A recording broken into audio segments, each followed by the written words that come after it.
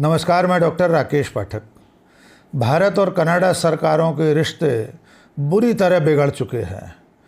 इन रिश्तों का हाल ये है कि कनाडा की सरकार में शामिल उप विदेश मंत्री ने भारत के गृह मंत्री का नाम अपने देश में चल रही आपराधिक गतिविधियों में घसीट लिया है। कनाडा सरकार के एक जिम्मेदार मंत्री ने कहा है कि उनके देश में हत्या और धमकी जैसी जो गतिविधियां हो रही हैं, खालिस्तानियों के खिलाफ जो अभियान चल रहा है, उस अभियान में भारत के गृह मंत्री अमित शाह का हाथ है।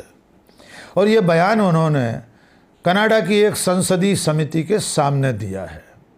आप सब जानते हैं कि पिछले एक लंबे समय से भारत और कनाडा के रिश्ते इस वजह से बिगड़े हुए हैं क्योंकि कनाडा में खालिस्तान के नाम पर कई अलग अलग समूह और खालिस्तान समर्थक नेता भारत विरोधी अभियान चला रहे हैं। इन्हीं में से एक खालिस्तान समर्थक नेता हरदीप सिंह निज्जर की पिछले साल हत्या हो गई थी।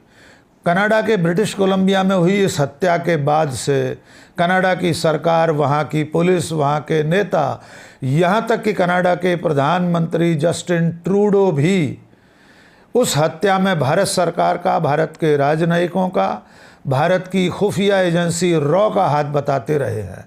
लेकिन ऐसा पहली बार है कि कनाडा के विदेश मंत्री, उप विदेश मंत्री स्तर के किसी पदाधिकारी ने भारत के गृह मंत्री का नाम लिया हो। पिछले दिनों एक संसदीय समिति की बैठक थी। कनाडा की संसदीय समिति की बैठक में उप विदेश मंत्री डेविड मॉरिसन पेश हुए। उनके साथ उनके बाकी पदाधिकारी और प्रशासनिक अधिकारी भी थे। वहाँ पर जब संसदीय समिति ने उनसे सवाल जवाब किए तो उन सवाल जवाबों के बीच डेविड मॉरिसन ने यह स्वीकार किया कि वॉशिंगटन पोस्ट में जो खबर छपी थी उसको उन्होंने ही सूचना दी थी। डेविड मॉरिसन ने माना कि वॉशिंगटन पोस्ट के पत्रकार ने उनसे पूछा था कि कनाडा में चल रही खालिस्तान विरोधी गतिविधियों में क्या भारत सरकार का हाथ है और क्या इन घटनाओं के पीछे देश के गृह मंत्री अमित शाह का हाथ है। तब डेविड मॉरिसन ने कहा था कि हाँ, कनाडा में चल रही इन हत्या और धमकी जैसी गतिविधियों में भारत के गृह मंत्री अमित शाह शामिल हैं।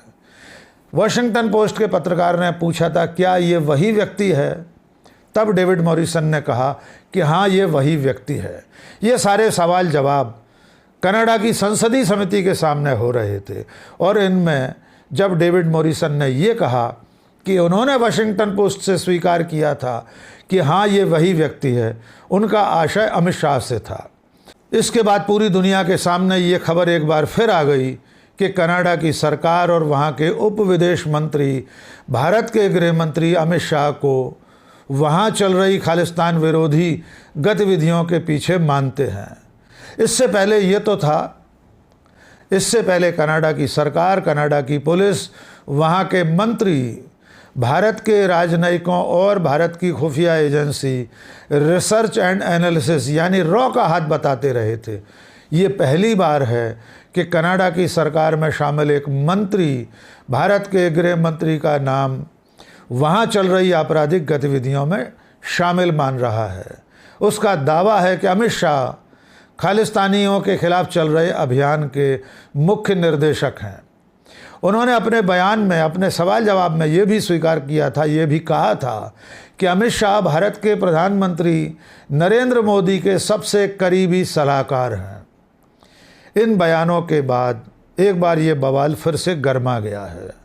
आपको याद होगा अक्टूबर में यानी इसी महीने भारत सरकार और कनाडा सरकार के बिगड़ते रिश्तों का नतीजा ये हुआ था कि दोनों ही देशों ने अपने अपने देश में मौजूद राजनयिकों को देश निकाला दे दिया था। इसकी शुरुआत कनाडा से हुई थी। कनाडा की सरकार ने ओटावा में यानी कनाडा की राजधानी में स्थित भारतीय उच्चायोग के राजदूत सहित 5 राजनयिकों पर आरोप लगाया था कि वे हरदीप सिंह निज्जर की हत्या की साजिश में शामिल हैं। इसके अलावा कुछ आपराधिक गिरोहों के साथ मिलकर भारत के राजनयिक कनाडा में इस तरह की गतिविधियां संचालित कर रहे हैं।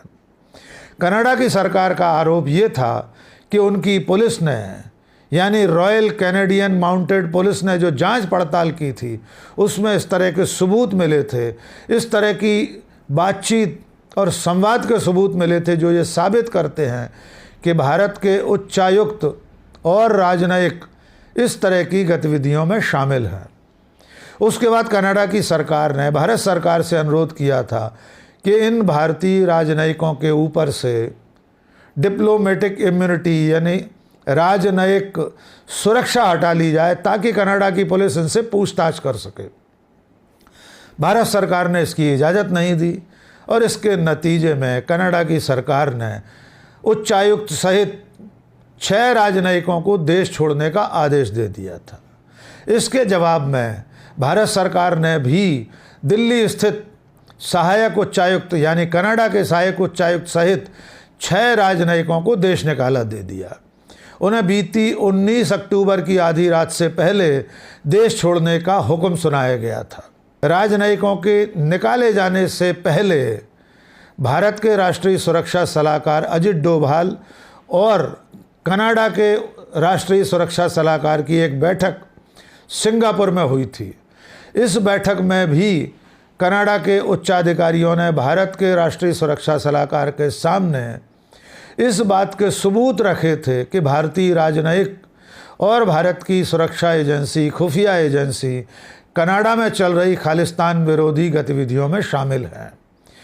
हरदीप सिंह निज्जर की हत्या की साजिश में भी भारत के पदाधिकारी और भारत के उच्चायुक्त के लोग शामिल हैं, ऐसा आरोप कनाडा के अधिकारियों ने लगाया था। इस बैठक के बारे में, सिंगापुर में हुई इस बैठक के बारे में वॉशिंगटन पोस्ट ने इसी तरह की खबर छापी थी।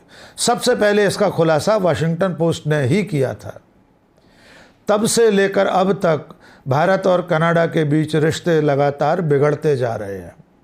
इस बीच में एक दिलचस्प बात यह हुई थी कि कनाडा के प्रधानमंत्री जस्टिन ट्रूडो ने यह कहा था कि उनके पास इस तरह की खुफिया सूचनाएं थीं, इंटेलिजेंस रिपोर्ट थी कि भारत के राजनयिक और भारत की खुफिया एजेंसी निज्जर की हत्या में शामिल हैं, लेकिन उनके पास कोई सबूत नहीं है। यानी बिना सबूत के कनाडा का प्रधानमंत्री, कनाडा का उप विदेश मंत्री, कनाडा की पुलिस लगातार ये आरोप लगाते रहे हैं कि भारत के लोग, भारत की सरकार, भारत की खुफिया एजेंसी, भारत के कनाडा स्थित राजनयिक उसके देश में चल रही आपराधिक गतिविधियों में शामिल है। इस बीच में रॉयल कैनेडियन माउंटेड पुलिस के चीफ ने एक और बयान दिया है। उसने कहा है कि उसके पास सबूत हैं, कनाडा की पुलिस के पास इस बात के सबूत हैं कि भारत के राजनयिक और भारत की खुफिया एजेंसी निज्जर की हत्या में शामिल रहे हैं। कैनेडियन पुलिस के चीफ ने कहा है कि जब ज़रूरत होगी तो ये सबूत अदालत में पेश किए जाएंगे। कनाडा सरकार का दावा है कि उसके पास जो भी सबूत हैं, जो जानकारियां हैं निज्जर की हत्या में भारत के लोगों की साजिश और उनके शामिल होने की, वो सारी जानकारियां टॉप लेवल पर साझा की जा रही हैं। लगातार पिछले कई महीनों से भारत और कनाडा के टॉप लेवल के पदाधिकारी सरकार के स्तर पर वे जानकारियां एक दूसरे के साथ साझा करने का काम चल रहा है। लेकिन ऐसा पहली बार हुआ है कि जिन घटनाओं में भारत के जेल में बंद अपराधी लॉरेंस बिश्नोई जैसे गैंगस्टर का नाम शामिल रहा हो, जिस तरह की घटनाओं में हत्या और वसूली जैसी घटनाएं हुई हों, धमकी देने की घटनाएं हुई हों, ऐसी घटनाओं में देश के गृह मंत्री का नाम भी घसीटा जा रहा है। कनाडा सरकार के इस जहर उगलने के खिलाफ भारत सरकार ने हमेशा की तरह अपना कड़ा प्रतिरोध दर्ज कराया है। भारतीय विदेश मंत्रालय, भारत सरकार शुरू से अब तक ये कहते रहे हैं कि अगर कनाडा की सरकार के पास कोई सबूत है तो वो सबूत दिखाए जाने चाहिए। चलते चलते आपको एक बार फिर याद दिला दें कि कनाडा सरकार के आरोपों के मामले में अमेरिका की सरकार भी उसका साथ दे रही है। अमेरिका की सरकार और वाइट हाउस ने पिछले दिनों एक बयान दिया था और कहा था कि कनाडा के आरोप बेहद गंभीर हैं। इन आरोपों की जांच में भारत को गंभीरता दिखानी चाहिए।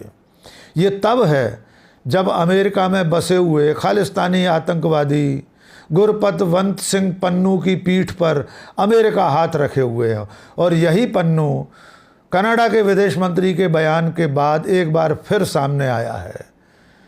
सिख फॉर जस्टिस नाम से संगठन चलाने वाले इस अलगाववादी और घोषित आतंकवादी पन्नू ने कहा है कि कनाडा सरकार के उप विदेश मंत्री के आरोपों के बाद भारत के गृह मंत्री अमित शाह के खिलाफ मुकदमा दर्ज किया जाना चाहिए। पन्नू का आरोप है कि उसकी हत्या की साजिश में भी भारत सरकार और भारत की एजेंसियां शामिल हैं। इन आरोपों को लेकर पन्नू न्यूयॉर्क की एक जिला अदालत में फरियाद भी लगा चुका है। उसकी फरियाद पर भारत सरकार और भारत के राष्ट्रीय सुरक्षा सलाहकार अजित डोभाल सहित कई लोगों के खिलाफ समन जारी हो चुके हैं। इसी मामले में रॉ के एक भूतपूर्व अधिकारी विशाल यादव की गिरफ्तारी भी हो चुकी है और अब जब कनाडा की सरकार में शामिल उप विदेश मंत्री जैसी हैसियत का पदाधिकारी भारत के गृह मंत्री का नाम घसीट रहा है तो मामला बेहद गंभीर हो जाता है। देखना होगा भारत सरकार इसका किस तरह मुंह तोड़ जवाब देती है। भारत सरकार ऐसे किसी भी आरोप को स्वीकार करने के लिए तैयार नहीं है। आज के इस वीडियो में बस इतना ही। बहुत बहुत शुक्रिया। जय हिंद।